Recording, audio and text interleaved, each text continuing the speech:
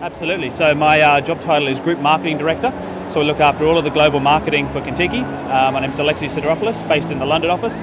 And here today just supporting the Contiki guys as we're getting out, running the stand and meeting and greeting all the people here. Well, online's becoming a more and more important channel to market for us. Given our demographic, 18 to 35s, it is, they're digital natives, so it's an area where they're very comfortable and a great way for us to communicate and actually connect and engage with our market. And that's really been one of the main shifts, I suppose, over the last 3, 4, 5 years, away from that sort of push marketing into much more engagement. Oh, it's a tough one because they all kind of play a part together, right? So, social is a great tool for engagement. We find video a great tool for actually effectively communicating the experience of what it is to take a Contiki tour, because, like I said, it's intangible. It's not like a mobile phone or a pair of trainers you can pick up in advance and touch and feel. So that video aspect is really an important one for us. And YouTube and video is an area that we've focused on quite a bit in the last sort of 12 months, and our strategy around that revolves around effectively communicating our product through video, but also working with a host of YouTubers as well. So we've worked with 3 or 4 guys really popular on YouTube, hundreds of thousands of subscribers, tens of millions of video views, and using them as a strong channel to market, to reach their audiences, and also use that sort of third-party endorsement of our product, sending them on product. So it's not just us talking about it, it's someone with trust and an audience who trust in them experience our product. Yeah, so that came about. Nadine actually came with us to a trip, our inaugural trip actually, to South America. So Contiki launched their South American product about this time last year. And that was actually one of the times where we took Nadine down, and we took another Canadian YouTuber called Corey Vidal down to South America, and it worked really, really well.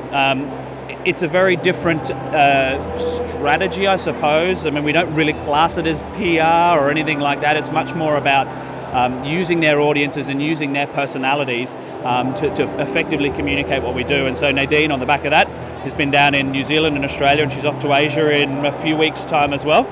Lucky her, kind of the best job in the world, perhaps. So Nadine, Corey, we've got a small host of other YouTubers as well. We had an American girl called Michelle Fan, who came around Europe with us a few weeks ago, and some of that stuff will be coming out on YouTube as well. But it's about using their personalities and their audiences to effectively communicate and reach new markets for us.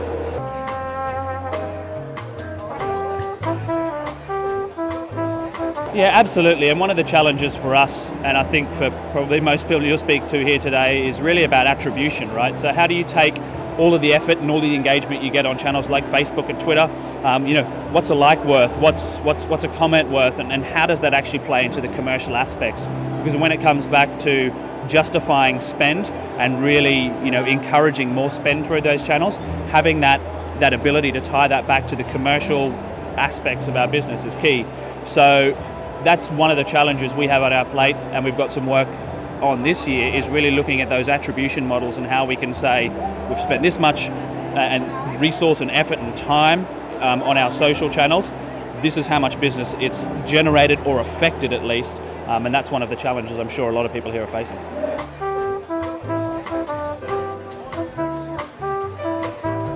So the way we see them, obviously, we make sure we've got them in the places where our users are going, so on our website and through our social channels. We do see them through social channels, and we have done a little bit of work in terms of seeding through blogger outreach and third-party networks and those sorts of things. But again, one of the beauties of working with these guys is they've already got built-in audiences. So Nadine's got somewhere in the region of 180,000 subscribers. Corey's got about 250,000.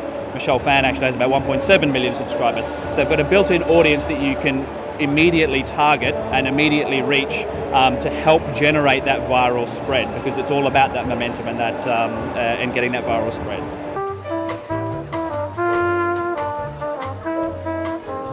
I mean, it's kind of the be-all and end-all for us as a brand. We've obviously got to make sure that the product-focused content that we have and the e-commerce channels that we have work. But if you're not engaging people at the very start, and like I said, particularly with a product like ours that is so experiential, there's no point in having the back end all working well if you're not getting people through the front door. So it's super important for us, and an area we've got a huge amount of focus on moving forward.